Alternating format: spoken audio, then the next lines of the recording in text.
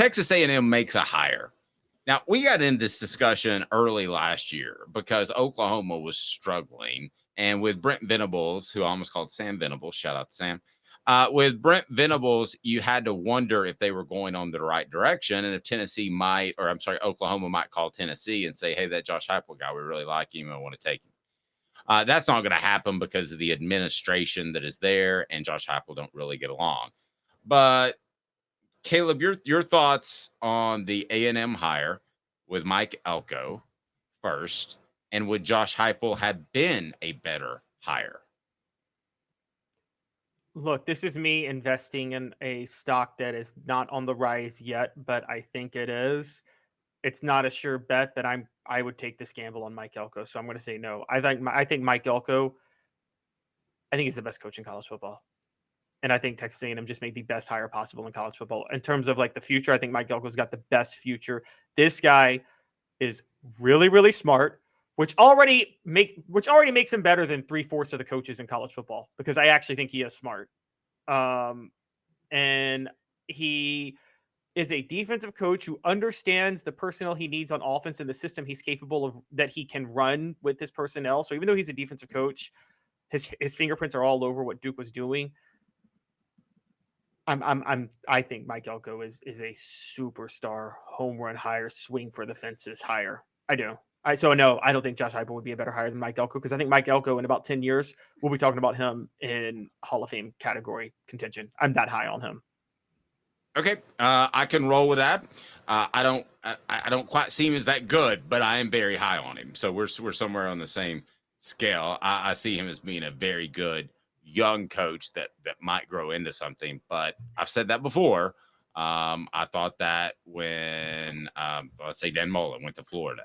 I don't see that now. Campbell, Cunningham, Taylor, and Hahn has me seeing without glasses and without contacts. Enjoy life better when you see better.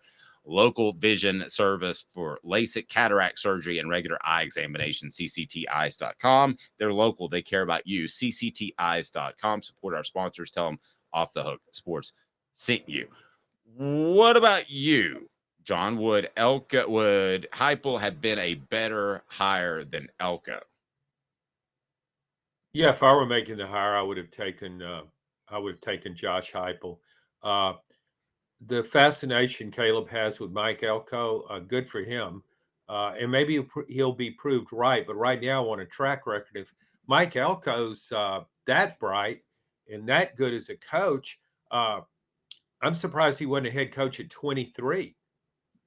I don't know why he's just been a defense coordinator. And what he did at Duke, I mean, that's fine. And there's another guy that did well at Duke who turned out pretty good in Steve Spurrier. So there's a track record for that. And I thought Texas A&M was thinking short term with this hire because Mike Elko had been there already. You want to try and hold on to the players you have. To me, that's short-sighted. You got to I would want somebody with a track record. With A&M's money, I would want somebody with a track record. And one day, as Caleb says, maybe in 10 years, we'll be talking about him, Mike Elko, for the Hall of Fame. But right now, I would – gosh, I can think I'd rather have Josh Heupel. I'd rather have Lane Kiffin. I'd rather have Hugh Freeze. I'm just taking a few guys out of the SEC.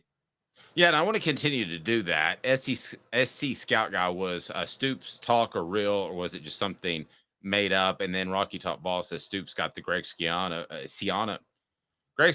treatment. It's easy for me to say, Nico. That the fan base didn't want him and there was a social media uproar. Caleb, you followed that a little bit closer. Did they talk themselves out of Stoops? And let me ask you both. Well, I know your answer, Caleb, because you really like Elko. Would Stoops have been a better or equal as a hire? But your thoughts on not going with Stoops? That would have made Tennessee's life a little bit easier with no Stoops in Kentucky. Is that for me? Yes, sorry. Oh, sorry. Yeah, I definitely think Elko was a better hire than Stoops, and I like Mark Stoops. I do think there was a fan revolt. I don't think Mark Stoops I don't think he likes pressure. I think he likes the Kentucky job because of the limited amount of pressure. So I think he flirted with the A&M job, and I think Stoops backed out the minute he saw a revolt brewing on Twitter because he didn't want to be any part of that. And so I think he backed out immediately. I think he kind of ran. Okay. Let me ask you this, guys. How many SEC coaches do you believe would have been better hires than Elko at A&M, which is now essentially an SEC school? John, you want to list off a couple that you see in the SEC? Essentially, it is. Yeah, it is in Oh, the it is. SEC guy. Sorry. So, Thinking hey, of Texas. Thinking of my next question. Sorry. or Missouri and Arkansas, and South Carolina. Yeah, I'd And already Alabama's mentioned an mine, SEC Dave. school I too. mean, I would have rather have Josh Heupel, Lane Kiffin, Hugh Freeze, Kirby Smart, Nick Saban. I wouldn't rather have Mark Stoops. Mark Stoops, to me, I know we always say he's done a nice job at Kentucky. I think he's peaked at Kentucky. I think it's downhill the rest of the way in a 16-team league for Mark Stoops at Kentucky. I don't know what Mike Elko's ceiling is. Maybe Mike Elko's ceiling is what Caleb sees, or maybe I think one of our emailers or Twitter people or tweeters or whatever we want to call them, our contributors. Uh, well, I'm just saying. Uh, so we won't even remember who Mike Elko is in 10 years. I don't know about him, but I'll prefer the possibility of what he could do as opposed to Mark Stoops would do. I think Mark Stoops would have a continuation of Kevin Sumlin and Jimbo Fisher. Oof. Okay. You do know what you have with Mark Stoops, and I feel like we know the glass ceiling is lower, at least I think it is, than Elko. Let me ask you this. Um, there is potentially a job coming open. You may have heard about it. It's called the Michigan job. So we've heard for 3 years now that Jim Harbaugh wants out of Michigan, that he wants to go to the NFL. He's a better fit in the NFL. And then Michigan kind of stands behind him. And he talks about we're galvanized. And he says, what do we say around? Who has it better than us? Nobody. And that's what you're supposed to say. So he's fired up and he's saying all of the right things at the press conference, but he's going to go to the NFL next year. He's already been suspended twice by the NCAA for ongoing issues. Guys, let me start with you, John. Should Michigan call Josh Heupel? I don't think Michigan would call Josh Heupel. Okay. He doesn't fit what Michigan's looking for. He's not a quote Michigan man, and I don't even know what that is. But I know Josh Heupel isn't that. All right, Caleb. So, Caleb, your thoughts? No, I don't. Look, this is you guys tell me if I'm thinking a little crazy here, but like I don't think Michigan is the type of school where you can run a Josh Heupel offense. I think it would have the same type of result that Scott Frost at Nebraska had. I just don't think you can. I think the weather and the caliber of player you can get kind of limit you being able to run this fast-paced, up-tempo offense. I think you have to be a little more ground and pound at a place like Michigan. Okay, well, what do you see as the significant differences between Ohio State and what Tennessee runs? I mean, I know they're different, but it can be a tempo attack. Ohio State is in approach. Ohio. They have their pick of the litter of ridiculously good athletes. That's the I mean, that's why they can run that at Ohio State. John, it's a pretty good point, John. Yeah, but Michigan is always recruited nationally. Michigan recruits players from Florida. It's had some great players from Florida. You don't have to. I don't think you have to have what Nebraska's been doing, that kind of offense. I don't think the wind blows in Ann Arbor the way it does in Lincoln, Nebraska. And I don't, if you played this, if it were December through February, if that were the college season, yeah. But I still think that would work in Michigan. I think part of it, though, is not just the elements. It's kind of what Michigan fans are accustomed to. Ohio State fans were once accustomed to that a long time ago with Woody Hayes. So you can adjust.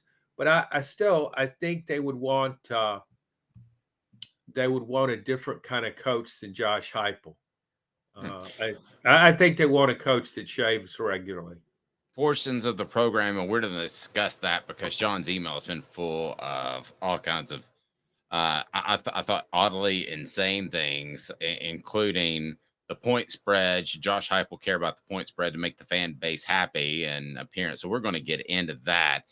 Brainerd Golf Course and Brown Acres Golf Course. Click below for a tee time. Yes, they're still swinging.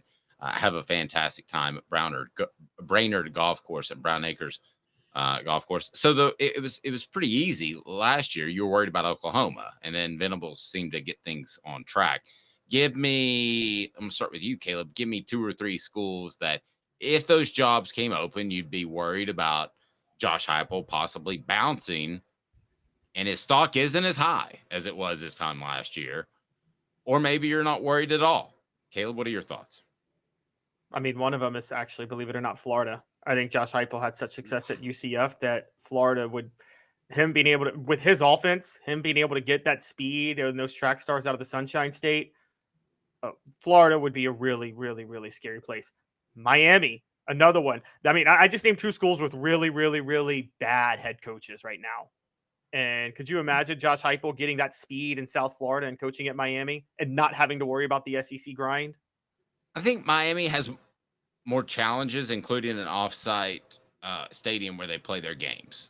But I'm with you on Florida. I hadn't even thought of that one, John. Florida. I mean, that would be like the old Doug Dickey going to Florida thing. Yeah, I mean, I think you would have great success there and probably be an easier job. Are there any other schools? I mean, it was obvious with Lane Kiffin, it was Southern California. Oklahoma would be obvious for Josh Heupel, but I don't think he gets along with the administration there. Any other schools that stand out to you that Tennessee should be concerned about at any point? Houston. Well, now that they're in the Big 12, that's not a crazy thing that he said, believe it or not. Well, thanks, Caleb, for not questioning my sanity. I appreciate that. Houston has the kind of resources. You can recruit the Houston Metroplex and win the Big 12 if you get the best players out of there. It just has tremendous potential. And I don't know if it can come up with that kind of money. I don't know anything about NIL there at Houston. I'm just saying, if I were Houston and I was getting ready to hire a coach, I would call Josh Heupel. And he said, "Are you kidding me? I'm not leaving Tennessee for Houston." Fine. Move on to the next guy. It just popped into my head when I was searching for some school that might have an interest in him. I think at Houston, it always has tried to play exciting football. And Josh Heupel, when he has the right players, and he did in 22, his teams can be really exciting and really entertaining. Have you heard about the battle between UCF and Houston, between Gus Malzahn and Dana Holgerson, about which is truly the Space City? I'm not joking. That's a good Big 12. They're both in the Big 12 now. I mean, right. I have heard and that. It's Houston, and 30% of the people that go to UCF work for NASA. They don't say Orlando, we have a problem. They say Houston, we have a problem. Well, if you want to know the history of how the space, I don't want to know the history, but it does. I mean, it is kind of a neat sidebar, right? That they're battling over. Did you know that, or were you even aware of that? No, I don't know that, and I don't care. But I do like I do like newly discovered rivalries. I think that's awesome. If those teams want to fight it out over that, all the power to them. Houston is just an intriguing possibility to me because of the talent there. And what about Houston? But what about the NFL? Somebody asked on our message board. Anybody concerned about Josh Heupel ever leaving for the NFL? I was thinking about that last year. First 2 years he was here, I thought about that a lot. I think he has the demeanor of an NFL coach, but things dropped off this year. If he has to if he goes back to 2022 level, I think that would be perhaps more of a possibility than, say, Michigan. Now, bringing up Florida, I think is an interesting idea. what do you want to do? What do schools always do when they get rid of a coach? They want to find a replacement. Make him the athletic director. Make him a sideline analyst. No, they want somebody whose strengths are the opposite of the previous coach. Yes. Billy Napier's offense is not enthralling Florida's fans, aside from the fact he's losing games. But Florida's used to a high-powered offense, an exciting offense. Billy Napier's not giving them that. And I think Josh Heupel can. And you talked about the kind of players he can get in Florida. Now, I'll tell you what somebody told me that works in the NFL. They said the thing they would like most about Josh Heupel, and Caleb brought this up, was actually why I asked. They said they would love his versatility, the fact that he ran a different offense at Oklahoma than he does at the University of Tennessee. There are similarities, but he changed it up in terms of splits and that sort of thing.